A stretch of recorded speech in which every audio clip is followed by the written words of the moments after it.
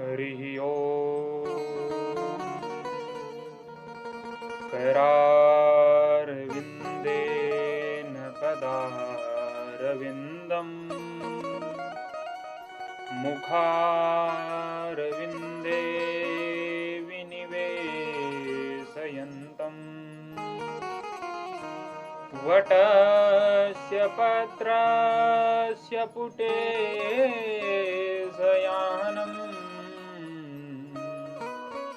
बालं मुकुन्दं मनसः स्मरामि। श्री सरस्वत्यै नमः।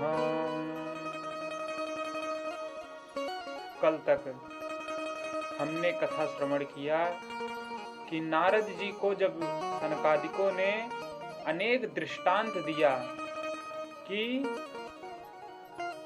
भागवत जो है वेद वेदांत से निकला हुआ फल है, जिसके सुनने से ही ज्ञान वैराग्य पुनः जागृत हो सकते हैं, तब जाकर के यह बात नारद जी को समझ में आ गई और उन्होंने कहा कि मैं आपसे आग्रह करता हूं कि एक बार हमें भी यह श्रीमद् भागवत आप सब सुनाएं, जिससे हमारा सभी संशय सभी भ्रम दूर हो जाए। सनकादिक बोले, हम तो इसीलिए ही घूम रहे थे कि कोई हमें मिल जाए या तो स्वयं हमें कुछ सुनाए या हमसे ही कुछ सुने, यही तो सत्संग होता है। बोला कि कहाँ सुनाएंगे? तो नारद जी ने कहा कि चलो हरिद्वार, गंगा जी के किनारे, वहीं पर भागवत कथा श्रवण करते हैं। भागवत में हरिद्वार को गंगा द्वार भी कहा गया है। जहां जहां पर हरिद्वार की चर्चा की गई है, वहां वहां पर गंगा द्वार लिखा हुआ है। गंगा द्वार समीपे तो तटमानंदनामकम। हरिद्वार में गंगा जी के किनारे आनंद नाम का तट है। वहीं कथा सुनी जाएगी, श्रवण की जाएगी। तब बद्रीनाथ से नारद जी चारों भाइयों को साथ लेकर के हरिद्वार में कथा कराने आए। दुनिया बद्रीनाथ जाती है कथा कराने के लिए, लेकिन सनकादिक बद्रीनाथ से कथा करने के लिए हरिद्वार आ गए। ऐसा क्यों? बद्रीनाथ में ही कथा क्यों नहीं की? इसलिए नहीं की कि बद्रीनाथ में पुराने समय में यात्रा बहुत दुर्गम मानी जाती थी। पता नहीं जो जाएगा लौट कर आएगा या नहीं, उसका कोई भरोसा नहीं होता था। हालांकि आज के समय में ऐसी बात नहीं है। अब तो हर साल लोग यात्रा करने के लिए जाते हैं, लेकिन पहले के जमाने में मनुष्य अपने जीवन के अंतिम चरण में ही बद्रीनाथ की यात्रा करने के लिए जाते थे। इसीलिए वहां पर श्रोता कहाँ मिल पाते। पता चलता कि 4 वक्ता और नारद जी अकेले एक श्रोता। कथा ऐसी जगह होनी चाहिए जहां अधिक से अधिक श्रोता लाभान्वित हो सकें हरि कथा से। हरिद्वार को ही क्यों चुना गया? क्योंकि हरिद्वार के बाद से ही पहाड़ी चढ़ाइयां शुरू होती हैं, पर्वतीय यात्राएं शुरू होती हैं, और उन्हीं पर्वतों में जो महान सिद्ध साधक हैं वो तपस्या करते रहते हैं। हरिद्वार को इसलिए चुना गया ताकि जो सिद्ध संत हैं, सिद्ध महात्मा हैं, वे ऊपर से नीचे की तरफ आ जाएं कथा श्रवण करने के लिए। क्योंकि वो मैदानी क्षेत्र में नहीं रहते हैं, जहां पर हम लोग आम लोग रहते हैं, वहां पर वो नहीं रहते हैं। वे पहाड़ों पर रहते हैं। वो नीचे आ जाएं। और जो सांसारिक लोग हैं, थोड़ा सा ऊपर आकर के हरिद्वार में कथा का श्रवण कर सकें। इससे दोनों लोगों का कल्याण हो जाएगा।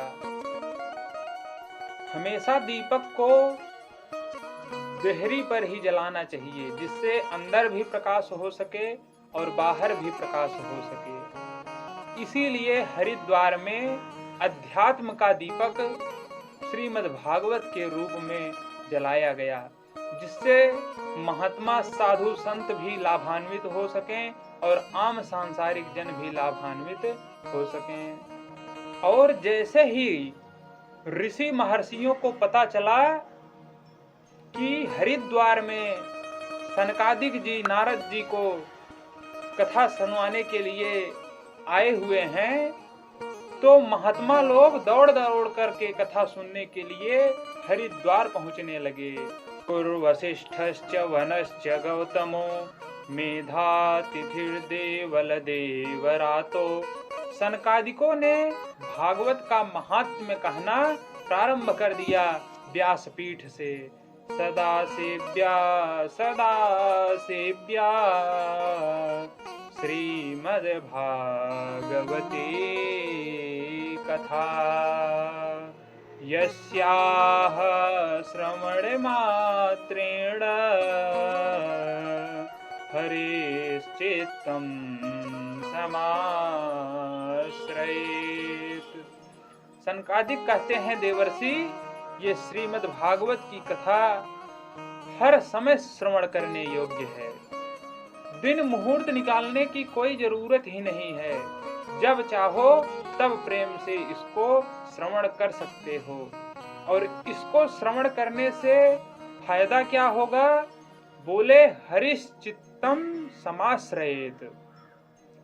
यदि चित्त लगा करके कोई चित्त चोर के चरित्रों का श्रवण करे तो तुम्हारे चित्त में ही हरि चिपक जाएंगे, हृदय में हरि उतर जाएंगे।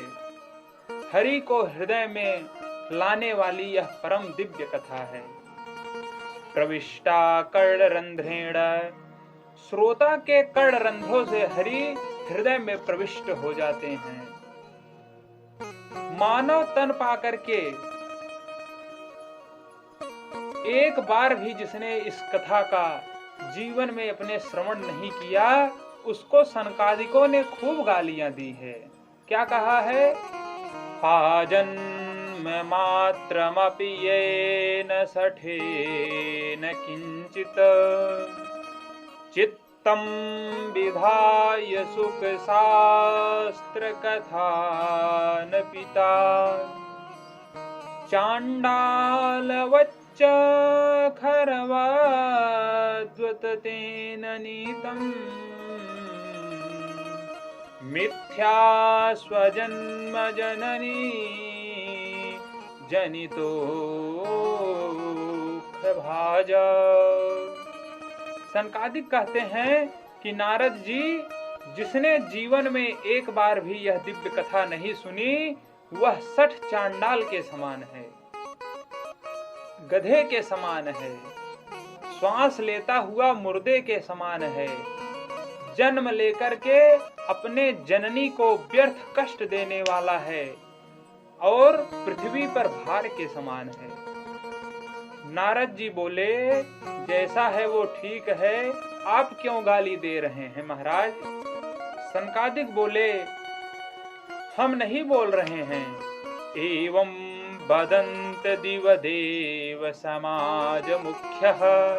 ये देव समाज जो है वो जब देखता है तब वह गाली देता है कि अरे मूर्खों, हम अमृत का कलश लेकर के जिस कथा को सुनना चाहते थे, फिर भी वह हमको सुनने को नहीं मिला, भगा दिए गए हम।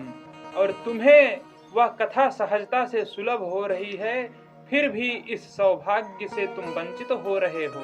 तुमसे बड़ा अभागा भला कौन है? देवता उन्हें कोसते हैं। तो श्रीमद् भागवत की महिमा का मुक्त कंठ से गायन किए जा रहे थे सनकादिक व्यासपीठ से कि अचानक एक चमत्कार हुआ। क्या हुआ? भक्त तिहि सुतौ तौ तरुणो गृहीत्वा प्रेमैकरूपा सहसा विरासीत। श्रीकृष्ण गोविंद हरे मुरारे नाथेति नामानि मुहुर्वदन्ति। श्रीकृष्ण गोविंद हरे मुरारी हे नाथ नारायण वासुदेवा। श्रीकृष्ण गोविंद हरे मुरारी हे नाथ नारायण वासुदेवा। बोल भक्ति महारानी की जय। सब श्रोताओं के बीच में से भक्ति मैया दोनों पुत्रों का हाथ पकड़ करके प्रकट हो गई और नृत्य करती हुई हरि के नाम का संकीर्तन करने लगी। श्री कृष्ण गोविंद हरे मुरारी हे नाथ नारायण वासुदेवा। श्रोता सब आश्चर्य में पड़ गए कि बीचों बीच ये कहां से प्रकट हो गई। सनकादिक बोले, जहां पर मंगलमयी भगवान की कथा होती है, भक्ति महारानी वहीं पर ही प्रकट होकर के थिरकने लगती हैं, नृत्य करने लगती हैं।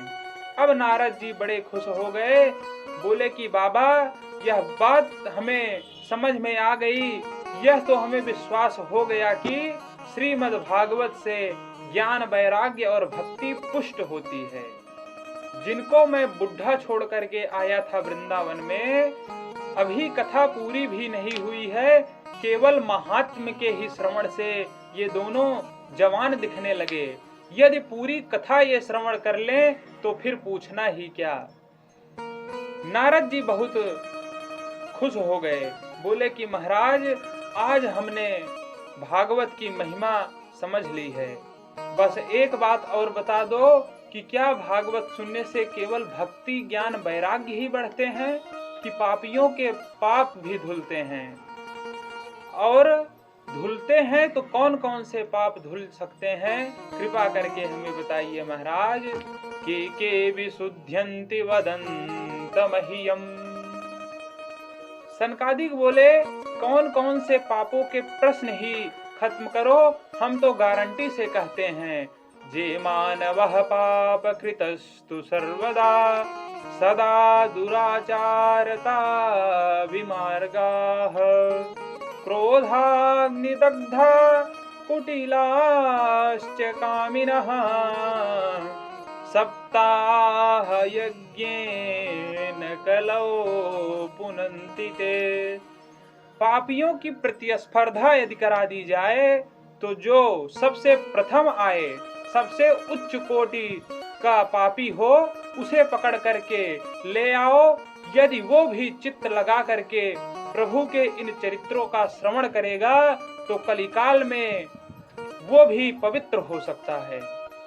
और यदि जीते जी दुर्भाग्य से न यह कथा श्रवण कर पाए तो मरने के बाद भी यदि इस कथा का श्रवण कर ले तो भी उसका कल्याण हो जाएगा। नारद जी बोले कि अच्छा, आज तक किसी के साथ ऐसा हुआ भी है? कोई प्रमाण है आपके पास? तो सनकादिकों ने बोला कि बिल्कुल। तब सनकादिक नारद जी को धुंधकारी की कथा सुनाते हैं। अब उस कथा का श्रवण हम अगले दिन करते हैं। बोलिए श्री वृंदावन माँ के बिहारी लाल की जय हो।